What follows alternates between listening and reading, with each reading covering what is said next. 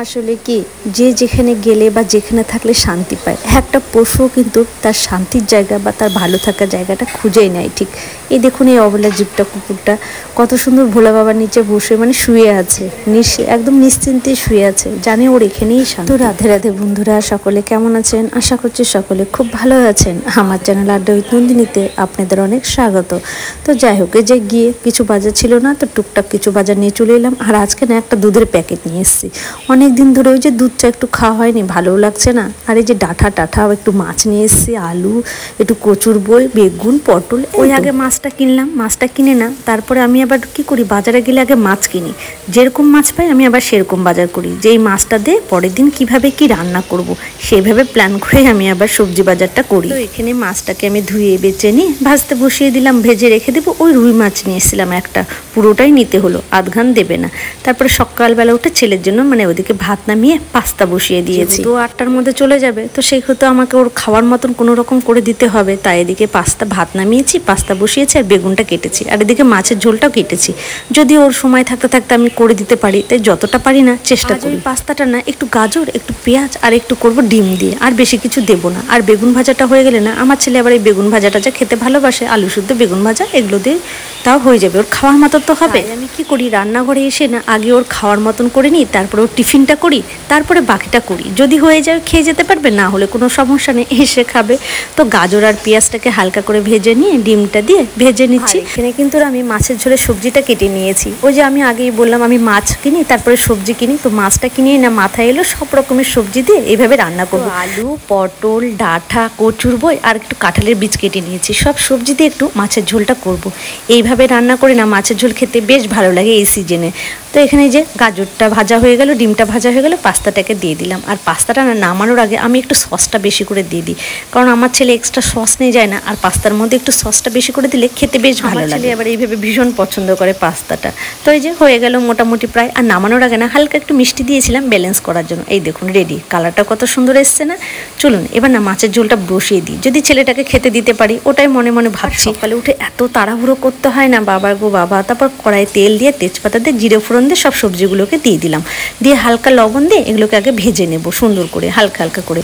আর এই রান্নার রেসিপিটা না আমি আমার মার কাছ থেকে শিখেছি। আমার মা আবার এই সব সবজিগুলো দিয়ে মাছের ঝোল এত সুন্দর করে, এত সুন্দর করে।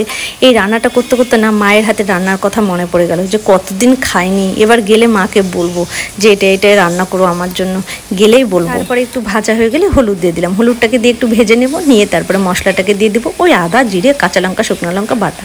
আর আমি বেশি না রিক্স রান্না করি না, আমার ছেলে আবার বেশি রিক্স রান্নাটা পছন্দ করে না, ও বলে হালকা পাতলাই মা রান্না করো। মাঝে মাঝে রিক্স হয়ে যায়, কখনো কখনো একটু মুখটা মানে না, খেয়ে এইভাবে মাছের ঝোল খেতে কে কে ভালোবাসেন আমাকে কিন্তু কমেন্টে অবশ্যই জানাবেন। আমার তো ভীষণ ভালো লাগে। আর কারা কারা মায়ের হাতের রান্নাকে মিস করেন বা খেতে খুব ভালোবাসেন সেটাও কিন্তু জানাবেন। যেমন এখন আমি মায়ের হাতের রান্নাটাকে ভীষণ মিস করছি। আর এইভাবে মাছের ঝোল বিশেষ করে, এই যে আমার ওদিকে রান্না মাছের ঝোলে জল দিয়ে দিলাম, আর এইদিকে আমার ছেলেও কিন্তু তখন বেরিয়ে গেল। সময়ের মধ্যে যতটুকুটা পেরেছি রান্না করে দিয়েছি, ওর ততটুকুটাই খেয়ে সেভাবে খেয়ে ওর টিফিনে এবারও রওনা দিয়ে দিল ওর কোচিংয়ের সেন্টারে। তো আমি বলছি যাও, সাবধানে যাও, ও যাক, এদিকে আমার বাকি রান্নাটা আছে সেটাও সেরে নিই। আর কি করবো বলো, এবার কিন্তু অত তাড়া নেই, এবার ভাবছি ওই ধীরে সুস্থে করি। ও ছেলেটাকে তাড়াহুড়ো করে দিই, দুটো খেয়ে যায়, আমার একটু শান্তি লাগে।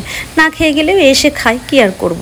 তো মাছের ঝোলটা যেই ফুটে গেল দিয়ে দিলাম মাছগুলো। ভেবেছিলাম যে মাছের ঝোলটা না শুধু কচুর বইতে করবো, তারপরে ভাবলাম যে না, সব সবজি যখন পেয়ে গেলাম, ডাঁটাও পেয়ে গেলাম, তাহলে একটু সব সবজি দিয়ে করি। কচুর বইটা দিয়ে তো করেছি, খেয়েছি, এটাতেও আজকে খাই। আর সব কিছু পেয়ে মার কথা মনে পড়ে গেল, যে আমার মা এইভাবে কত সুন্দর করে রান্না করে। তারপরে এখানে বসিয়ে দিলাম কলমির শাক, ওই শাক নিয়েছিলাম, ওই শাক ভাজা করলাম, বেগুন ভাজা, শাক ভাজা আর মাছের ঝোল, ব্যাস। মনে হচ্ছে না কত সিম্পল রান্না, কিন্তু সকাল থেকে এগুলো করতেই যে আমার কতটা সময় চলে যায়, তার উপর ছেলে টিফিন করে দেওয়া, করে দেওয়া, সব কিছু গুছিয়ে দেওয়া, সেটা একমাত্র আমিই জানি। রান্নাটা তো কমপ্লিট হয়ে গেল। আর এদিকে নোংরার গাড়িও চলে এসে, কিন্তু ওই 8:30 9টার নাগাদ নোংরার গাড়ি চলে আসে। চলুন নোংরাগুলো না ফেলে দিয়ে আসি এবার, যেহেতু গাড়িটা চলে এসছে আর নোংরাগুলো জমা হয়ে গেছে। আমি আবার রোজকার নোংরা রোজ ফেলে দিই, খুব কম হয়তো থেকে যায়, কিন্তু রোজকারটা আমি রোজই ফেলতে পছন্দ করি। ঘরে থাকলে গন্ধ হয়ে যায়, যেহেতু সব কিছু ফেলতে হয়, এঁঠো থেকে, মাছে থেকে, কাঁচা মাছগুলো যে ধুই তার নোংরাগুলো থেকে। তো এসে এবার ফাইনালি তখন আমি সময় পেলাম 9টা কি 9:30 বাজে নিজের জন্য একটু কিছু করতে, নিজের জন্য তখন একটু খাবার খাই। ভাবলাম যে কি আর করবো, এত বেলা হয়ে গেছে। আর যেদিন ছেলের এরকম কোচিং থাকে, সকাল সকাল উঠে রান্না করে দিতে হয়, সেদিন না ঠিক সকালে চা খাওয়াটা সময় মতো হয় না। তো যেটা পাই সেটাই খেয়ে নিই। তো ভাবলাম আজকে কর্নফ্লেক্সটা খেয়ে নিই। এটা আবার ওর বাবা নিয়ে এসছে, বাড়িতে ছিল। ও বলছে বাড়িতে থাকলে নষ্ট হয়ে যাবে, তোমরা মা ছেলে তো ভালোবাসো, এখানে রেখে দাও, খেয়ে নেবে তোমরা। ওই জন্য আরও বিশেষ করে দুধের প্যাকেটটা নেওয়া আসা। ওই দুধের প্যাকেটটার দাম নিয়েছিল 10 টাকা। এখানে আবার 10 টাকারও প্যাকেট পাবেন, 20 টাকারও পাবেন, সব কিছুরই পাবেন। তারপরে কি সন্ধ্যাবেলায় দুধটা আরেকটু ছিল, ভাবলাম যে না এবার এক কাপ কড়া করে চা খাওয়া যাক, বেশ ভালো লাগবে খেতে। একদিন কিন্তু দুধ চা খাওয়া হয়নি, তাই ভাবলাম যে আজকে একটু খেয়ে মানে করে খেয়ে নিই। ভাবলাম আদা দেবো, একদমই ভুলে গেছে। আমার দুধ চায়ের মধ্যে কিন্তু আদা দিয়ে খেতে বেশ ভালো লাগে।